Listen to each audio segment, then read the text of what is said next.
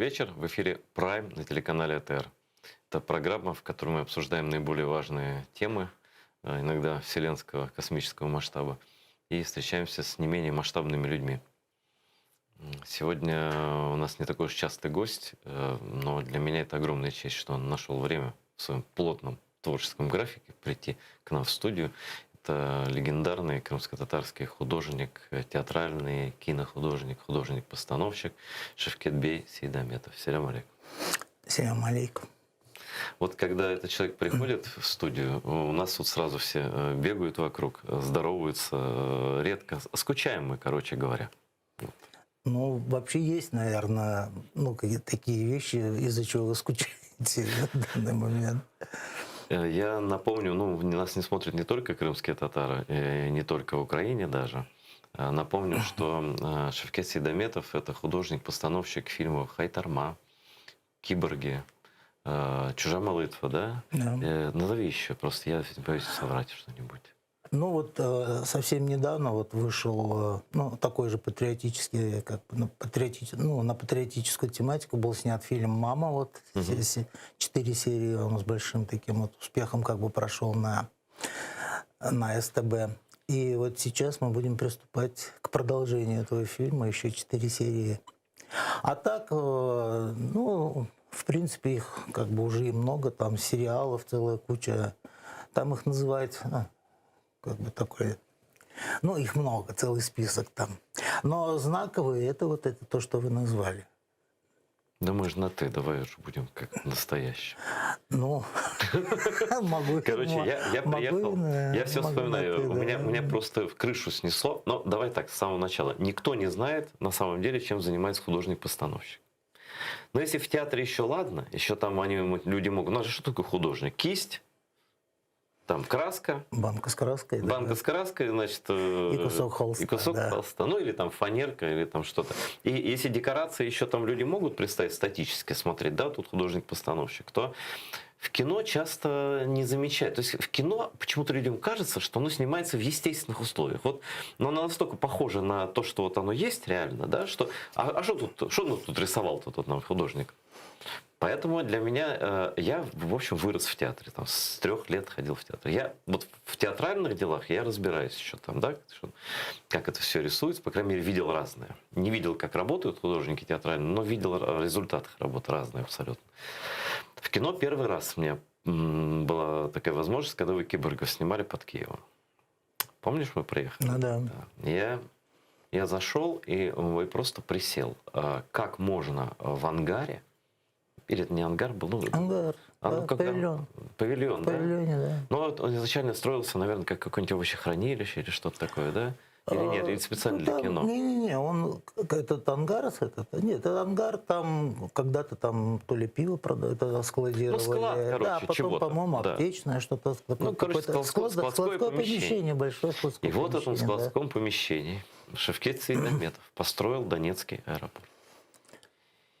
Откуда ты все это взял? Откуда все это принес? Откуда ты... Там нам настолько было ощущение аэропорта, причем именно так, в аэропорта разрушенного, где война идет, но все равно аэропорта, да, до мелочей, до сидушек, до вот этих там зеркал каких-то, там эскалаторов, вот это. Но это же не нарисуешь, это где-то надо искать. Или ты сначала... Расскажи, как ты работаешь. Вот кино тебе режиссер ставит задачу. Ну вот пример «Киборгов», да, как вот поставил Ахтем задачу. Как он ее ставит? Как ты ее подходишь к этим вот на примере? Ну, там прежде, конечно, всегда сценарий. То есть как бы непосредственное вот впечатление какое-то, да, которое... или образы какие-то, да, они рождаются от прочтения сценария, конечно. Ты сначала прежде читаешь всего. текст Конечно, конечно, да. Там же, обычно, в сценарии же там и прописывают какие-то эти, действенная сторона, там, где это происходит, там, что происходит. Уже, конечно, вот с учетом специфики кино, специфика кино, очень отличается, конечно, от театра. Хоть называется вроде как бы родственные, эти сферы, но совершенно, конечно, по-другому там все. Вот режиссер, конечно, он там выстраивает свою какую-то картину мира, там называется, он рассказывает, что бы он хотел увидеть, но вот как бы первый друг художника – это всегда оператор. Режиссер не очень друг, да? Нет, режиссер друг, Но с контролирующими но функциями. Да. в руках камера у оператора. Понятно. И оператор, вот он задает большей частью какое-то вот направление, да? Ну, то есть он же дает понять, что он будет. Там же, если в театре, я так понимаю, локация одна, но можно менять декорации там и так далее. Но тут несколько для съемок, даже вот в этом аэропорту было несколько локаций, которые. Ну, конечно, да, там было, их много было. Вот как оператор видел, называется, вот съемочный сам процесс, все. Вот у нас там, ну, оператор, он, конечно, тоже с режиссером работает.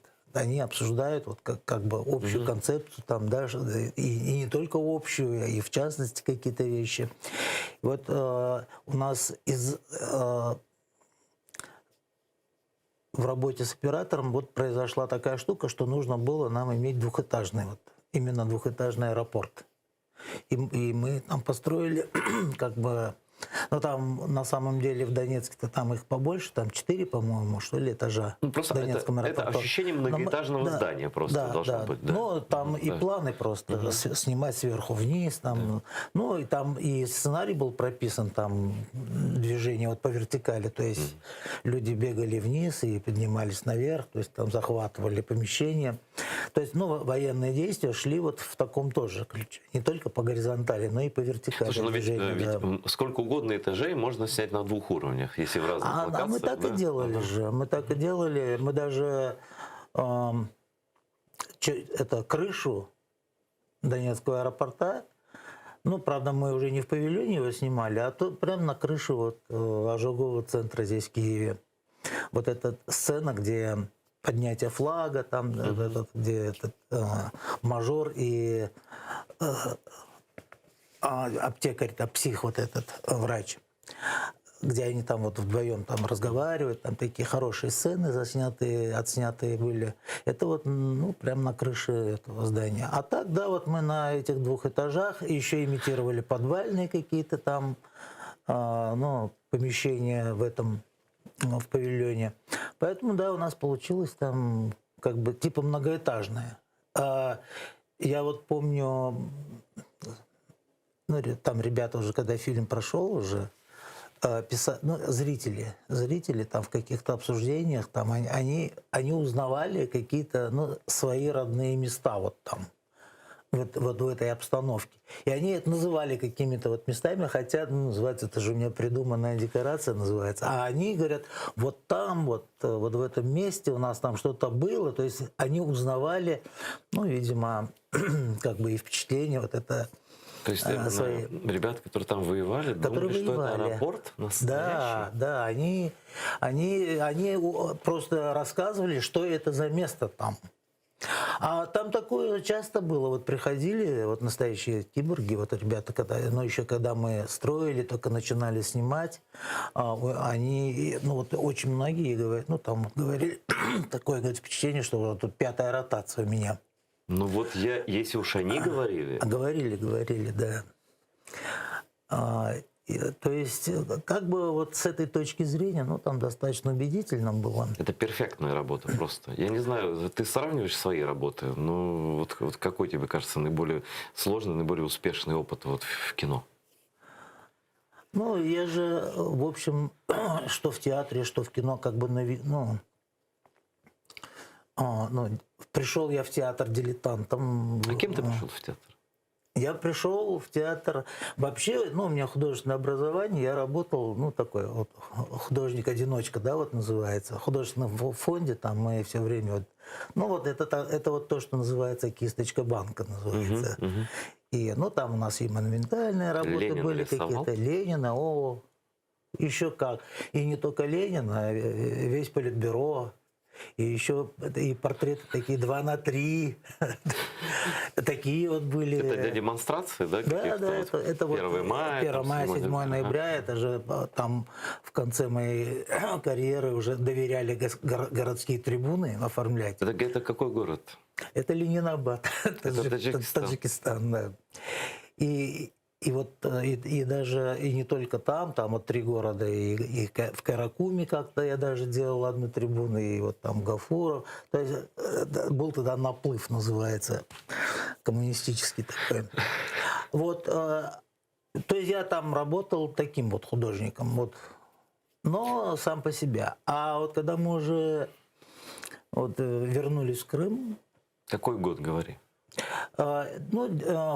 Конкретно вот я в конце 92-го года приехал, а в начале 93-го я устроился уже в театр. У нас покойный художник, мы с ним вместе работали в художественном фонде там еще. Он чуть раньше, он приехал в Крым, он участвовал в организации театра. Ты имеешь в виду крымско-татарский театр? Да, конечно.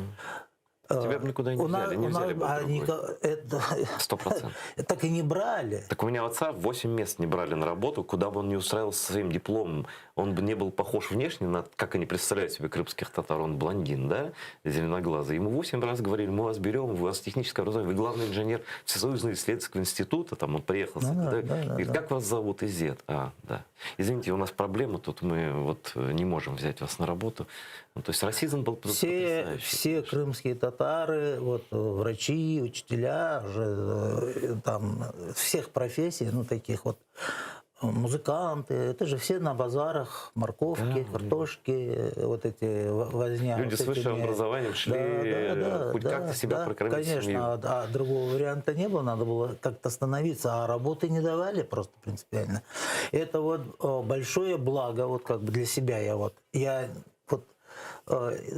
благодаря тому, что театр и работали там только крымские татары, у нас там, по-моему, только одна вахтерша была русская. А так все крымские татары, то есть организация крымско-татарская. На тот момент это была, наверное, может быть, это единственная организация, такая, как бы, которая имела здание, да, вот, помещение. Потому что ансамбли, все вот это, они же Позже, вот, да? были, у них не было даже вот статусности вот такого, чтобы у них какие-то... По-моему, Хайтарма чуть позже там приехала, и вот они в Евпатории вот Они же из получилось. Узбекистана тоже приехали. Они с Узбекистана приехали, и вот тогда... и как-то там в Симферополе места так не нашлось, по каким-то причинам, не знаю. В общем, их вот в Евпаторию туда как-то там пристроили при Доме культуры. Вот. Ну и они там... Сколько лет тебе было, когда ты пришел в театр? Это вот, наверное, лет 40, я не знаю. Да ладно? Наверное, где-то так, да. 40? Да, я думаю, что так. Это, это математика. Ну, я вот с 54-го года, а в 93-м где-то около 40, что-то такое. Ой, забыл было. один вопрос задать. Всегда хотел задать вопрос, не знал кому. Почему вот в Узбекистане, в Таджикистане, вообще в разных местах Ленин похож на местных жителей? Вот ты рисовал же Ленина. Вот я помню статую в селе Уйчи, где мы село, там он чистый узбек просто. Где-то в другом месте он на казаха похож, где-то. Ну, я не знаю, это, наверное, может быть, может, это больше легенда все же.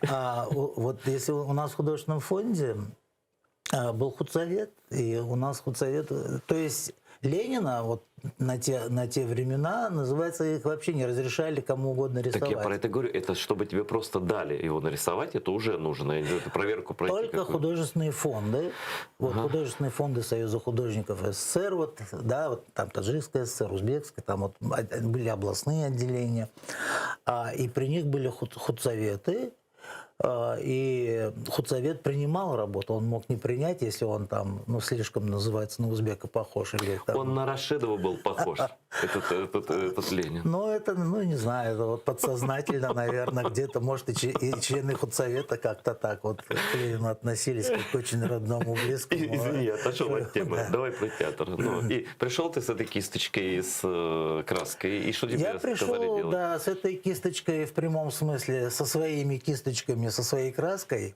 Потому что театр, в принципе, ведь на тот момент, когда я пришел, ну, он не имел тоже помещения. Аренда была какая-то? Там, ну, если ты там уже был, наверное, в те годы, не знаю, там вот Меджлис стоял, и в соседнем дворе театр Так находился. это старый Меджлис, который был еще вот на Самокиш 6. Да. А мы через забор от него, там театр был. Вот там какая-то, ну, грубо говоря, конура. Там был только один кабинет, и вот, наверное, не больше, чем вот это вот. То есть это было не здание театра? Не, совершенно не театральное здание. Там его очень быстренько, когда мы оттуда уже вышли, отдали под библиотеку. Оно там, может быть, и это... Детская библиотека, там потом расположилась в ней. Совершенно не театральное здание, то есть там, честно говоря, там даже и репетировать невозможно было что-то. То есть была организация, просто кабинет директора, там отдел кадров. Ну, короче, там... засунули куда-то этих татар. Да. И вот... Но статус уже государственного театра к тому времени был. Вот тогда они сейчас... Ну, уже все покойные, да, вот эти организаторы, ну, не все организаторы, конечно, а вот и Айша Дитанова, и Ильяс Бахшиш, и Мирьям Аптей Ибраимова, и вот Сетхаляга Османов, художник, да. Это я ж вот про него и говорю. Он говорит, когда я приехал в Крым, и говорю, вот он я теперь здесь. Он говорит, давай ты, говорит, сейчас вот в театре поработай до лета. Потом посмотрим, там вот где-то в Советском районе надо дом культуры какой-то оформлять или там что-то. И вот мы потом тогда вот туда пойдем, короче, к лету. Уже нормально зарабатывать на шабашку. Уже зарабатывать, как бы, да. Но вот не случилось. Вот этот, как бы, но... Вот я пришел в театр, услышал там крымско-татарскую речь, то есть там... уже как бы типа со сцены произносили люди. И тогда еще, ну, первый набор был, работали уже. Вот уже был поставлен Арзахаз, это без меня еще, это до меня. Вот. Ну, короче, взяли меня бутафором на работу. Вот я начал там, собственно говоря, с бутафора. А вот. Это на грани художника, да? Вот бутафор это на грани с художником. У нас было две такие штатные единицы в театре. Вот секретарь-машинистка и бутафор, которые имели оклад одинаковый. То есть и отпуск в 2 раза меньше, чем у всех.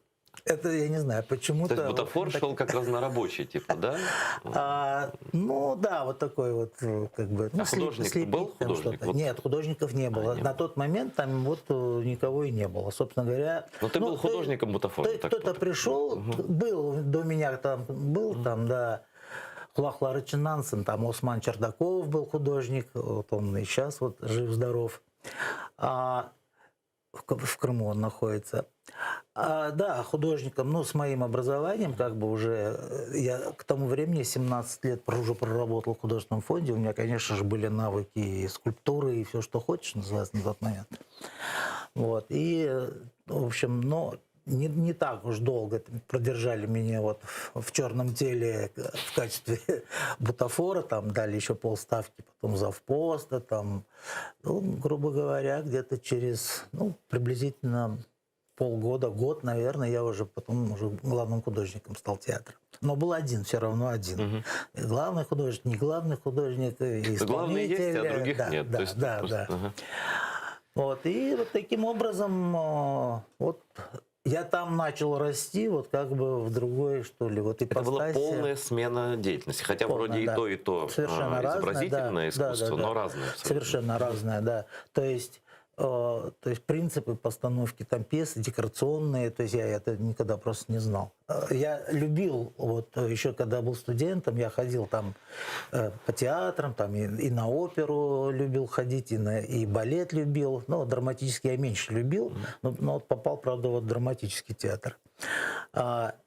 То есть, как бы совершенно вот без... В общем, азы, то есть я вот саморазвивался, что Ну, ли, короче, скажем так. кинули в воду и пришлось плыть. Ну А да, что еще да, делать да, было? да.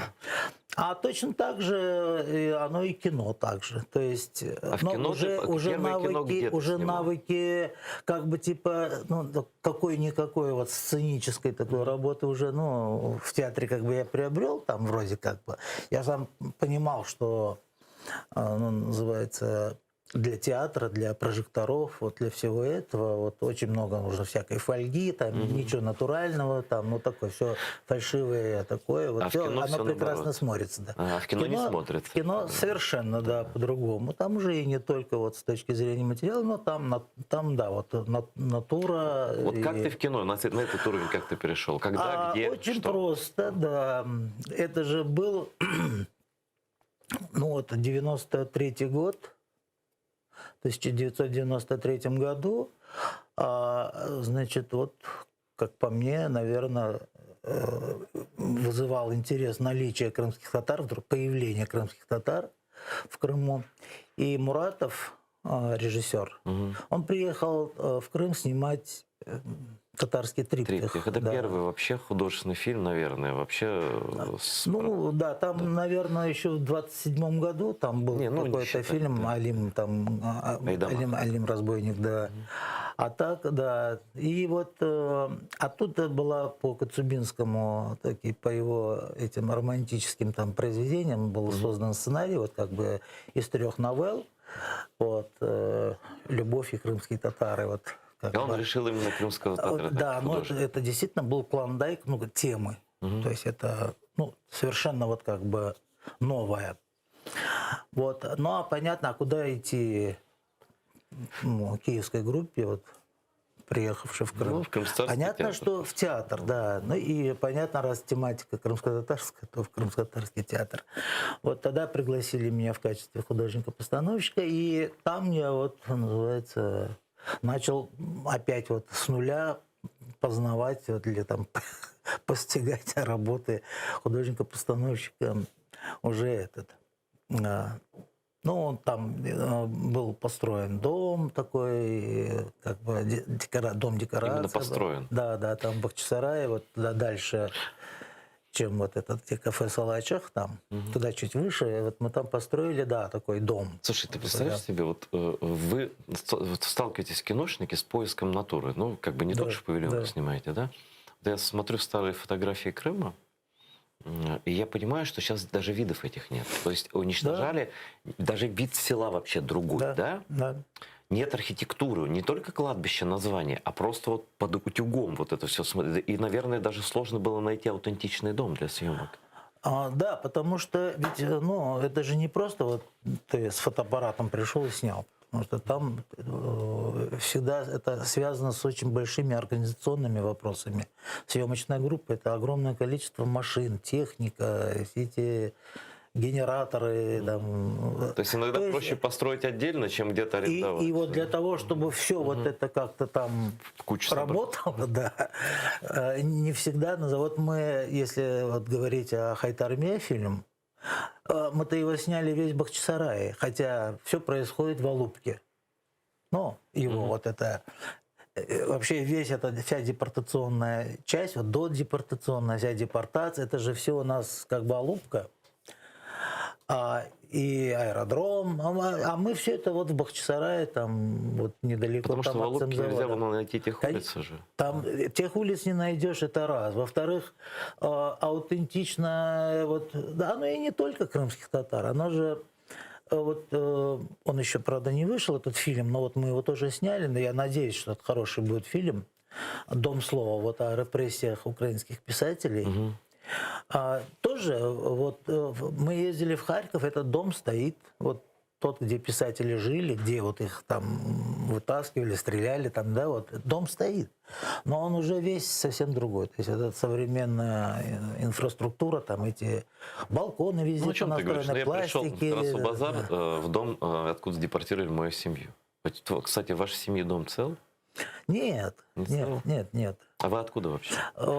Ну, вообще-то я сам родился в этом, в Бухаре, ну, на И Арпаде. это мы, я имею в виду, Да. семья откуда из Семья, Крыма? ну, отец у меня вот это Хазылхоба, вот перевальная, Мгм.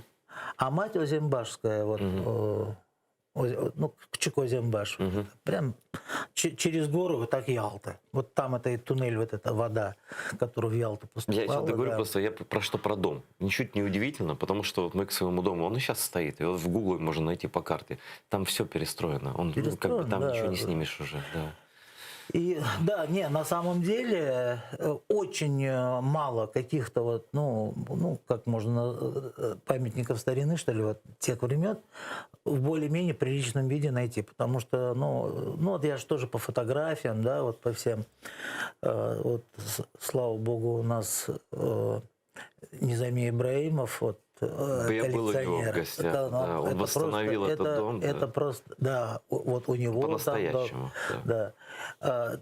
Ну, а таких мало, да. И, ну, что касается вот того, что там Авалупки на этих горных, на этих улочках, там даже легковая там не может это разъехаться, там невозможно это. С таким транспортом, все, то есть организовать вот этот процесс съемочный, то есть это вот большей частью, если вот позволяют средства все же, да, то идут на то, чтобы строить. И вот так, где тебе удобно называется. Потому что да. там и вывески, и фонари другие, И да, фонари. и все Ну, остальное. то есть, Да, да, и окна. это там. очень дорого. Здесь я вот помню, ну, я сам лично не участвовал, но снимали, россияне снимали вот там на Андреевском спуске, вот про Булгакова. Мгм. Не, Белая гвардия, это по Булгакову. Ну, там они потратили огромное количество денег, чтобы все поменять, эти все вывески, все это, то есть это как бы такое дорогое удовольствие, называется, ну, идти туда вот, ну, из-за этого спуска, может быть, да. То есть это, наверное, будет намного это, дороже, называется, обойдется производство, чем построить, скорее всего. Поэтому, ну, строят. Чаще всего строят. Поэтому вот и в Татарском триптихе мы построили этот дом, ну, уже с учетом, ну, это абсолютно там крымский антураж, там все. Вот в этом фильме «Чужая молитва», там мы снимали в Грузии, но мы уже вот пытались найти так, чтобы вот оно было похоже. Там есть похожие, там вот эти балконы, внутренние дворики, вот эти вот второй уровень. Но в Грузии это понятно, из-за оккупации вы снимали, вы не могли уже. Да, мы туда не могли, да, из-за того, что в Крыму не могли снимать.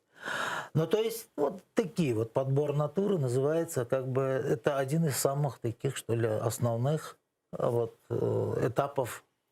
Хайтарма это твой второй фильм был? Нет, Нет? Хайтарма это был не второй фильм. Уже до Хайтармы. Хайтарма у нас снималась в 2012 году. К тому времени было где-то порядка, ну, наверное, где-то 4 очень крупных сериалов больших. Ну я имел в виду фильмы такие. Сериалы я просто, конечно, не могу знать. Да. Да. Но для меня, называется, совершенно никакой разницы нет, потому что процесс один, там же это он сериал, ну, из-за формата, да. А подход-то все равно один называется. Что сериал, что полный метр, то есть одинаково подходишь к нему. Ну, не совсем, конечно, прям вот совсем одинаково, но...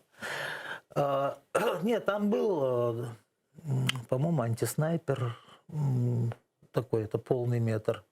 Ну и вот этот татарский триптих, наверное, тоже был это один из этих полных метров. Ну, были там какие-то, по-моему, 2-3 каких-то мувика вот телевизионных. Не сериалы, а такие.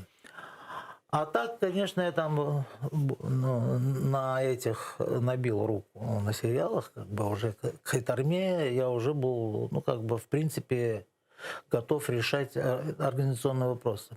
То есть вот ты спрашивал художник-постановщик, она вот там как раз, ну там он не столько там с кисточками, с банками, это вообще работа там художника-декоратора, если там где-то эскиз. А кроме самой концепции, вот у художника-постановщика, конечно, большая вот как бы нагрузка, а вообще организация всего вот этого съемочного процесса с точки зрения вот, ну, материального мира, что ли. Потому что все, что в кадре, это все работа Это откуда-то надо свести. Я даже вот, да. ну, просто декорация аэропорта. Ну, поди возьми вот это еще с кресла аэропортовской, найди тут Нет, щетку это там. надо, Это же, ну, да. это давать надо задание, Да. конечно. А у вас вот есть такие художника. соскари, да, которые ищут? Но, не, есть структура, ассистент, например, режиссера по реквизиту. Ага. Это человек, который вот занимается И ты говоришь, ну, мне нужен реквизитом. эскалатор, лифт. Да, ну да, если не строишь, то... Вот в данном случае Женя у меня был, Женя Евгений Шрамченко, вот он и сейчас помогает, дает реквизит вот на эти передачи ваши здесь, которые происходят периодически. Он был ассистентом по реквизиту, и да, вот он искал и нашел вот именно вот такие лавки, вот аэропортские, вот, ну, потому что образ аэропорта Это где-то создавать... на свалке? Нет, не на свалке. На складе аэропортовском? Я думаю, я сейчас скажу, если точнее, да, я их и сам там, я их там сам увидел, потом ему сказал, где это. Это в Борисполе на улице, короче, там какая-то автобусная остановка, что ли. И вот там на этой остановке вот такие... Вы разломали автобусную остановку? Не, мы цивильно же работаем. То есть он там пошел, там договорился, оплатили, все, то есть в аренду это взяли, почистили, помыли, и вот они у нас снимались там. Ну, что касается этих вот, типа аэропортских этих лавочек вот этих. То есть, ну, они достаточно специфические. Хотя вот сейчас я уже смотрю, вот, например, в «Эпицентре» они уже и продаются такие же. А на тот момент, когда мы искали, в продаже их не было. Слушай, я хочу Конечно, вот так да. переместиться совсем в другую эпоху. Все-таки мне это интересно, как про любого крымского татарина, тем более про такую масштабную личность, как ты, узнать о твоем детстве, хотя бы немножко. Масштабность это... И помасштабнее в этом смысле тут Да. видели, да. Вот, я не про это. Я про то, что большинство все-таки крымских татар выросло, ну или попало в ссылку, или выросло в Узбекистане. В Таджикистане меньше было. Но мы в Таджикистан, Переехал уже из Бухары, да? Таджикистан же и не высылали. Да, это уже из Узбекистана перешли. Да, вот после 1957 года, ну вот это вот как эти... на нерест идут эти рыбы там, да, вот это вот такие крымские татары вот пошли на север, вот туда. Расскажи про свое детство. Вот, значит, я родился вот в Бухарской области, Нарпай. Это было место, ну, ссылки, вот туда высылали. Вот. Ну и когда уже в 57-м, комендантский час, когда вот сняли все, потом мы переехали уже вот в Ленинабадскую К область. родственникам? Ну, там бабушка уехала, сначала бабушка уехала, она там себе купила что-то, какой-то домик, и вот потом рядом, вот, ну, так получилось. Ну, я тогда маленький был. Ну, ты же не помнишь детали я не знаю, Бухары, конечно. Ты уже помнишь, Но тебя... нет, ну как, я помню. 3 года тебе было. Да, помню. Помню, как я там падал в воду, какого-то зайчика, помню, в руках у меня был.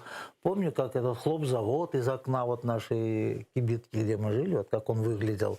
То есть такие детали какие-то, конечно, я помню. Ну, не сказать, что я там, ну, осознанно там все. Но какие-то помню. Помню, собственно, переезд. Вот в этом вагоне ехали мы, эти полки, вот это вот все это. Когда вы переезжали в Таджикистан? Да. Мы вот оттуда, из Бухары, из Бухарского. Там, ну, это, как оно, Наваи. Ну, это не Город очень Наваи. далеко. А Наваи это же Вот он Каракалпакия, на месте этого Нарпая, в принципе, он построен. Это Бухарская область, да. Наваи? Город Наваи, там... А это не Каракалпакия, это Бухарская. Ну, а я не знаю, Каракалпакия ладно, же, она же в Узбекистане Не находится. будем уже там вникать. Она же в стыдно составе просто. Узбекистана, Да. же Каракалпакская вот это АССР, по-моему. Слушай, а как вы росли среди, вот, росты среди таджиков? Дело в том, что с узбеками проблем, ну, понять друг другу тюркские языки. А таджиков совсем другой, у них фарси. У нас, Как вы общались? ну, к этому вопросу я, ну, называется, столкнулся очень поздно уже.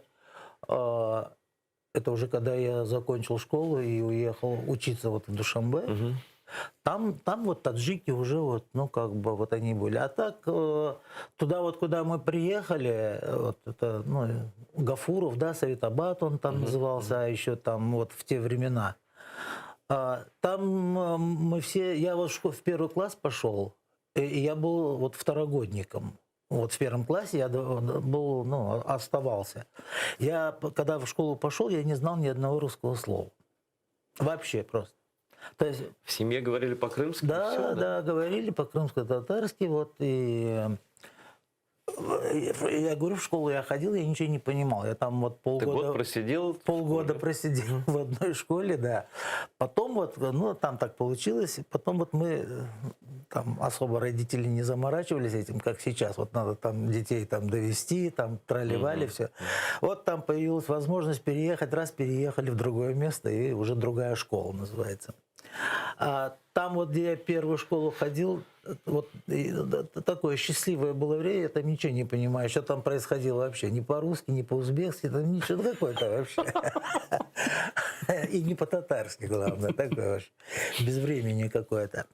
А здесь уже вот, ну, русская школа была, и мы вот на русском языке, называется, и вот общались как бы. А так вот, ну, потому что советизация, да, вот это, она же шла уже и тогда, ассимиляция, вот, поэтому вот в этой школе, где мы учились, даже таджикский язык, он был факультативный. Ну, это русская То есть школа. преподавали, Была да, такая институция, да, русские да, школы, да, где вообще да. местные как бы не учатся, вот здесь Да, находятся. таджикский язык, он шел как этот, раз в неделю, что ли, Но что-то вообще такое. таджикский это великий язык, это фарси же, это язык, на котором... Но он не тюркский, да, мы-то его как бы не можем никак там Ну, это один из расшифровать. основных языков Узбекский, мировой да. культуры. Узбекский, конечно, мы по-таджикски ты знали. не говоришь. По-таджикски я не говорю. Вот пока я учился в Душанбе, потом вот я приехал и начал работать, это уже вот среди таджиков мы общались. Ну, и как бы большой необходимости, да, вот, по-русски не говорили, было. понятно. Да, говорили, в общем-то, по-русски, и сами таджики по-русски тоже говорили. Там принуждений каких-то не было. Национальной политики по языку ведь тоже там особо не было. Вот, ну, те годы, вот, которые я вот рассказываю, это вот уже потом, когда вот началась война, там, это уже вот 90-е годы, да, вот, тогда уже там, ну, какие-то пошли Получается, все равно тенденции. большую часть жизни ты прожил там. Ну, в общем-то, да. Вот бывает Молодость, такое, в общем-то, да, пошла, бывает такое в общем-то, ощущение, там, что, да. знаешь, вот как будто отрубило. Вот у меня, например, по отношению... Вот я 43 года прожил в России, да? Из них 17 в Москве. Как-то, ну, это война, наверное, сказалась. Вот это разрыв с друзьями бывшими, со всеми этими и так далее. Я очень плохо помню, какие-то эпизоды помню, но вот в деталях даже как-то мозг не хочет вспоминать это. А ты вспоминаешь Азию? Нет, Нет. нет. Я Азию никак не вспоминаю, но я могу только какие-то фрагменты молодости просто своей, ну, А запах вспомнить. лепешек помнишь? Помню, да. Вот это основной запах, который я помню. Ну, там же это не лепешки, а там запах вот это черное седона, да, называется, Ну, может зернышки вот эти, которым посыпают. Это от них вот этот аромат Ну и идет. вот этот, когда ты берешь, я любил, знаешь, Да, какие да. самые такие, вот самые простые лепешки, без добавок, без лука, там, все, которые просто вот берешь, она хрустит по краям, и в центре хрустит. 12 копеек стоило вот эти нон-бойхана, огромная вот эта лепешечная стояла, они всю ночь пекли там лепешки, это вот горы этих лепешек, Да. там они это... И вот я ночью туда ходил, это недалеко жил от нее, я ночью ходил туда, вот купишь там вот эту лепешку, идешь и по дороге доходишь, пока опять до своей кибитки там, Уже нет. съел ее. Да нет, это невозможно остановиться Да, вообще. да. Ну, такое, да. Но так, чтобы вот как бы, типа, я хотел бы, например, вернуться, я ни разу вот не захотел. Но я Не знаю, раскрою такой небольшой секрет нашим зрителям, что у тебя такой, ну, среди друзей позывной шеф. Да. Вот, и позывной. Погоняло, А еще, да. да. А еще ты совершенно классно готовишь. Как еще и шеф-повар. А, Я вот один раз, правда, имел честь поесть плов. Я честно не могу вспомнить. Да, я помню, он был прекрасный. Но вот ты узбекский делаешь плов, да? Именно вот. ну да, такой. там такой узбекский, таджикский, как-то такой. Ну, А какая-то фишка есть у тебя или это классический плов?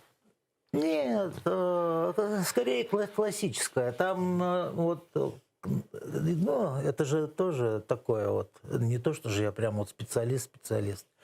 То есть я вообще вот когда уехал, ну, уехал учиться, приехал, я даже яйца не умел жарить. Да прекрати. Да, то есть, но там вот пришлось, ну, там жил квартира, там домик такой, и там пришлось, ну, вот, учиться готовить. А почему вот, ты любимый ребенок был, бабушки, мамочки, да? Все, не, ну, там мать готовила там как-то Да. что-то, и там к еде, ну, и такого, чтобы вот что-то дети брали и готовили, такого вроде как бы, ну, такого не было. Вообще-то я вспоминаю, Жили да, бедно, да, я там, вспоминаю, да, ну, тогда там по-другому вот, было принято. да. Тогда. Точно. И по столовым тоже это была мечта где-то хоть раз в жизни зайти в столовую поесть. Это же как ресторан, вот Да казалось. даже в чайхану зайти просто, вот, что там уж там, да? Ну, в Вот. чайхане там лепешки, чай, да, такое. Это уже, ну, это уже доступно было, конечно. Но, в принципе, готовить я так начинал и научился вот тоже вот путем многократных ошибок, там, неудач, там, не знаю. Как-то вот оно А потом кроме пришло. плова есть какое-то блюдо у тебя такое, что прям вот perfectly? Ну, вряд ли. Ну, я шашлык могу сделать хороший. Я только знаю только Но одно, не могу, в принципе, мне я кажется, вот за готовить что могу. ты не Я возьмешься, с вот ты- тестом я ничего не А я умею тоже делать. не люблю тесто. но Я не умею даже, да. Просто не умею, да, и тоже не умею, но все остальное вот ты делаешь идеально. Да. Вот ты такой человек, который Да. вот как Мидас, вот за что не возьмешься, у тебя все идеально. Я скажу зрителям, Ну. просто ты скромный же человек. Вот немногие, практически все студии, которые вы видели на АТР, это тоже Шевкет Бей приходил и так раз посмотрит там, и все готово. То есть это просто, ты вот, на самом деле гений, я не шучу. А теперь расскажи-ка мне вот... Я не согласен, конечно, Я, с да, такими конечно, не оценками. согласен, Да, да, конечно. это чересчур, конечно. Нет, каждый человек в своем деле, мне кажется, Ну, должен да, добиваться ну, или всего, или тогда не берись. Ну, правда. Ну, да, это правда, да. А тем более, знаешь, как я говорю, вот тут мальчики, девочки приходят, наши крымлы, они снимают детскую программу тут, да, я на них смотрю, они такие красивые. И я им говорю, каждый из вас должен стать звездой. Они так смотрят, Да. почему? Я говорю, потому что нас мало. Да. Каждый из вас должен стать звездой в своем деле. Для меня, вот я его уже как бы неоднократно даже рассказывал. Я же вот когда работал в художественном фонде, там к нам приходил тоже художник, старый художник, он еще крымский довоенный художник, Мемет Абселямов. Это, собственно говоря, вот он первый муж Сабрии Реджеповой. Он уже вот после депортации, у него жена была, это парализованная, другая уже, и они вот в Каракуме жили, и он уже в художественном фонде так не приходил на работу, у него мастерская дома была, он дома писал холсты, вот, ну, на заказ там, но приходил часто к нам, и вот мы познакомились, я его очень любил, его.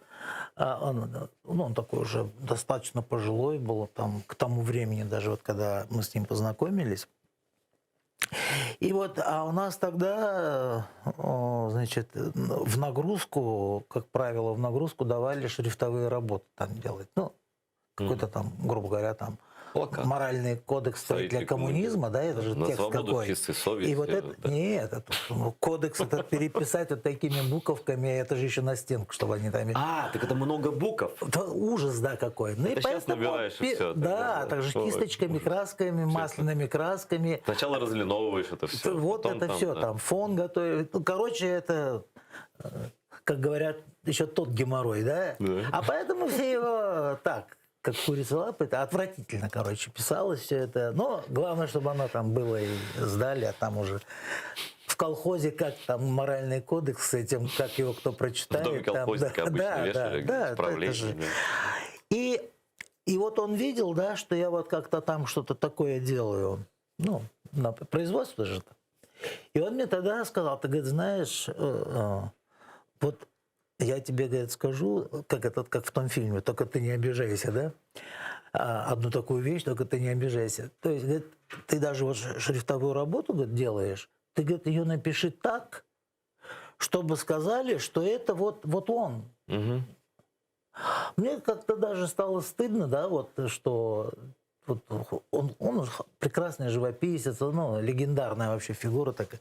И он мне вот такую вот как бы ткнул вот в такую штуку. После этого я просто стал стараться, да, делать шрифтовые работы. Более того, я потом дальше уже, и даже оно, ну и хорошо так пошло, называется, то есть разработка шрифтов, то есть к шрифтовым работам потом у меня даже и любовь появилась. Ну, я думаю, что это просто в целом, даже не в шрифтах дело, а в предподходе просто. Ну, то есть, да. ну, вот эта речь вот шла о шрифтах, и потом просто играть шрифтом, то есть художественно дать ему образ шрифту, это тоже большое дело. То есть вот когда вот ты прочитаешь, оно просто по начертанию, по графике букв, ты уже можешь выразить это, ну, вот, суть слова. Это можно назвать каллиграфией? Ну, каллиграфия, она, конечно, имеет этот, ну, арабская каллиграфия. Ой, давай не будем в это углубляться. Да, Их там миллион каллиграфия видов, это там. да, красиво написано, да. А вот. тут качественно Мы же просто. каллиграфическим этим почерком нас заставляли это в первом классе там. Сейчас детям такое да. скажешь, засмеют просто. Да, перышком вот это красиво вырисовывать. То есть вот это вот стремление, то есть к тому, что, ну, это может быть в общей концепции того, там и плов, там вот это, да, и там и декорацию какую-то. Типа я стараюсь, конечно, сделать, ну, чтобы, ну, не знаю. И сейчас большей части-то я сам как бы не делаю, да, ну, вот все ребята, с которые работают со мной, которые это выполняют, ну, вот к нему у меня большое, конечно, требование.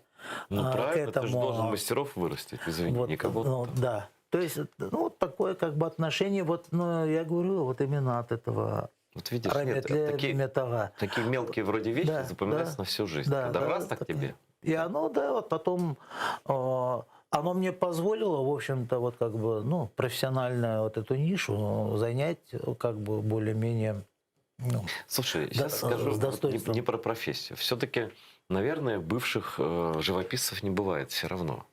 К сожалению, я не видел твоих живописных работ. Или скульптуры не видел. Ты этим все-таки занимаешься сейчас? Нет, сейчас я уже этим ничем Совсем не занимаюсь, нет? вообще Не ничем не графикой, занимаюсь, ничем. Этим я занимался вот именно вот в той прошлой жизни, этой среднеазиатской. В художественном фонде, когда мы работали, у нас было обязательное требование ко всем художникам. То есть, ну, производственную же работу мы все делали, да, но было требование или один раз в год сделать персональную выставку творческую, или участвовать в творческих выставках, которые идут вот каждый месяц. Вот там я участвовал, делал, и у меня их было много. Пока вот, и это уже вот называется, ну, то есть много. Это вот Советский Союз заставлял работать. Да, всех, вот, кстати, да. вот идеология. Идеология заставляла, да. То есть ты на производственной работе, чтобы не потерялся как творческое лицо, то есть было обязательно требование. Вот если ты этого не сделаешь, я не знаю, там понижали этот категорию, ты уже по низшим расценкам работал. То есть ты был заинтересован в этих делах. Как это? Политика такая, кнута называется, и пряника. И когда коснулось того, чтобы вот мы сюда уже переезжали, я посмотрел, у меня эти холсты, вот такой вот 2-3 метра, вот такая вот пачка. Я думаю, со Средней Азии сюда ехать. Дай-ка я возьму железный бак. Вот у меня был на 2 тонны железный бак для стройки, мне нужно было воду туда наливать. И я эти все холсты нафиг там оставил. Да, ну, причем оставил, ну, было жалко, конечно. В смысле оставил? Там, ну, как, бросил, вот оставил их там. И с расчетом, что такого вот я нарисую еще 100 раз. главное, кисти есть, краски есть, руки есть. Что я тут буду таскать с собой вот это вот? И, то есть у меня, в принципе, как бы и ничего нету. Вот, А где ну, работают эти? Они вообще пропали? ну, я их просто, грубо говоря, раздал там в школы какие-то, ну, такое вот, просто их вот, ну, Ну и сейчас нет, оставил. нет желания рисовать. Ну, уже желание оно главное есть. У меня такая вот, ну, как бы сейчас, то есть по самой вот этой, ну, большей части там на компьютере, да, рисуется все. А вот так вот, пойду, вот там, куплю себе краски, бумагу, вот там, вот я буду там хотя бы уже акварелью там что-то там делать. Ну, условий, во-первых, таких нету. Вот, мастерская, чтобы была. Вот, У тебя ну, нет такой, мастерской своей? ну, да. Нету? Нет, ну, такой мастерской, вот, чтобы я мог бы... Как Уединиться, спокойно мастерская, да, работать. вот, ну, в прямом смысле мастерская. Такой нету. Тем более, ну, здесь, в Киеве. Тут же оно и по съемным квартирам. Слушай, а там ты вот все время такое, в да. разъездах, да, фактически, с этим кинематографом чертовым? Ну, ну нет, не все время, да. Вот большей частью. Ну, вот мы снимали, там вот была сказка, мы снимали, ну, были это Тараканевский форт, вот туда, в Дубно, в те края мы выезжали, в Тернопольскую туда область, или Ровненская область, как она там называется. Вот мы выезжали туда. То есть такой как бы не очень такой разъезды, да, большей частью стремятся все в Киеве снимать. И, Ну, это чистая как экономия. бы, да, Потому что чистая вести экономия, группу да. и так далее. Да. Это вот, поэтому как бы похвалиться, вот что у меня было, нет, я там у меня на аватарке висела одно время одна работа, потом я ее убрал, моя работа сохранившаяся. А так это, я помню. Грустная, конечно, история. Вот у меня этот старший сын, который со мной, вот он здесь. А тогда он еще был маленький, я его портрет нарисовал, такой какой-то, маленький такой еще. Ему там годы, наверное, 5-6 там было или что. И вот тут из всех этих всяких подрамников, да, я там упаковки делал, называется. И он мне говорит: баба, а ты из моего портрета тоже ящик будешь делать? Я думаю, боже мой, этот ребенок, он мне, да, чуть не убил. Нет, говорю, сынок, я с твоего портрета не буду ящик делать. И я его в Крым привез, по-моему, вот тот портретик, вот этот один, который. А так этот все осталось.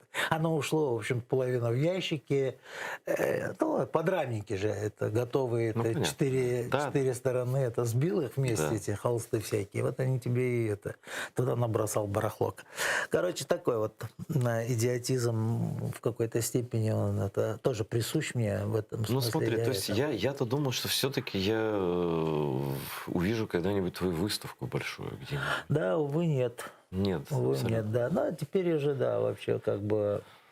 Да, такой выставки, наверное, не будет, потому что и нету, и ни фотографий нету, и уже и памяти нету, где что я... Ну, в общем, такое. Ну, Скажи, а вот эти виды кинематографические, да, которые вот ты ставишь? только в фильмах. Нет, Да, а их принято выставлять? Вот как вот я видел просто выставку театрального художника, там было вот сцена Эскизы? такого-то, эскизы, да, очень качественно. Ну, одно время, я помню, Госкино требовало эскизы. Тут вот и делались эти эскизы мы, что-то Ну, сейчас в уже последнее ничего время, этого нет. по-моему, даже этого нет уже. Слушай, я сейчас тебе Может такое... быть, они это каким-то пакетом в электронной версии там куда-то. Ну, в общем, они, тебя это не такое. интересует. Ну там что-то такое. Иногда там эти юристы от продакшена что-то там просят вроде, что-то там им. Ну это такая, по-моему, совершенно дежурная вещь, что ли, такая, как бы, типа, рутинная такая там. Вот татарский триптих, я помню, его эскизы я делал, и его утверждали что-то там вроде. То есть показывали. Это послесоветское это сразу. же было Довженко еще, мы снимали, Да, это понятно. Довженко была киностудия. Это татарский Шакетбей, у триптих. нас 2 минуты остается. Как тебе без Крыма, скажи мне? Ай, плохо, конечно, плохо. не хочется, конечно, там говорить, вот там кто чтоб сдох там, и чтобы Крым быстрее вернулся. Но вот жду, когда это, то есть плохо, без Крыма плохо. И я ни одной минуты себя не ассоциировал, что я киевлянин, там, да, что я вот этот. Хотя вот уже могу констатировать, это вот сегодня мне в голову пришло, там на фоне вот этих всяких разговоров, типа кто киевлянин, кто не киевлянин, ко дню Киева. Города, дурацкая Да. тема такая. Вот. Да. А я ж так подумал, а ведь у Тоже меня я уже смотрю, 2 да. внука киевлянина. Именно рожденных. В Киеве рожденные уже. Вот. То есть вот так как бы очень грустная вот эта вот вся эта история. И оно, вот то, что я там, это первые годы, вот когда еще в Крыму когда жил, это нищета, это там, не знаю, по каким-то пешком, без транспорта, без И ничего. все равно это было И счастье. это было такое счастье, я ощущал вот этот ауру. Аура. То есть никакой Вот, комфорт это не заменит. Да. Слушай, что-то мне тоже аж плохо стало.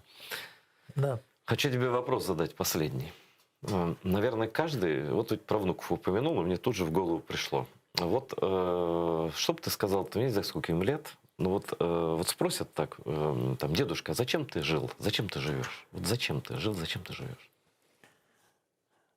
Ну да, они, конечно, ну, такие философские вопросы они не задают. Ну, конечно, когда-нибудь да. могут, или подумать хотя бы про деда. Тут впору самому себе задавать эти вопросы. Ну, а как оно? Зачем? Ну, как зачем живешь? Определено так вот. Как живешь? Это вопрос другой. Угу. А почему живешь? Ну, вот, вдохнул в тебя Аллах жизнь, вот и живешь. А как живешь, это уже, ну, тоже от Аллаха зависит. Как Вот ты это, но у этого человека есть один недостаток — скромность. Вот. Но я восполню. Все-таки я считаю, что Шевкет Сейдамметов — это боец. Он боец на своем таком фронте. Но то, что он делает, это никто другой сделать не может. Это ничем не заменишь. Это знаю я, знают зрители, знает Ахтем Сейтаблаев, все, кто с ним работает. Да. Я тебе страшно благодарен, Шевкет Бей, что пришел. Вот. И, казалось бы, долгое такое интервью, но можно было еще часа 2 спокойно поговорить. Потому что мы друг друга понимаем, конечно. Хотя немножко разный возраст, но все равно по большому счету одно и то же. Спасибо большое. Чох сахал. Аллах разласын, саламас. Спасибо, что смотрите АТР, что помогаете нам донатами, что подписываетесь на наш Patreon, на регулярные платежи для поддержки телеканала АТР. Мы работаем для вас и будем работать для вас всегда. Смотрите наш телеканал, рассказывайте о нем друзьям. И у нас всегда лучшие люди и самые, не знаю, самые такие глубокие темы. Мы не про попсу. Всего доброго.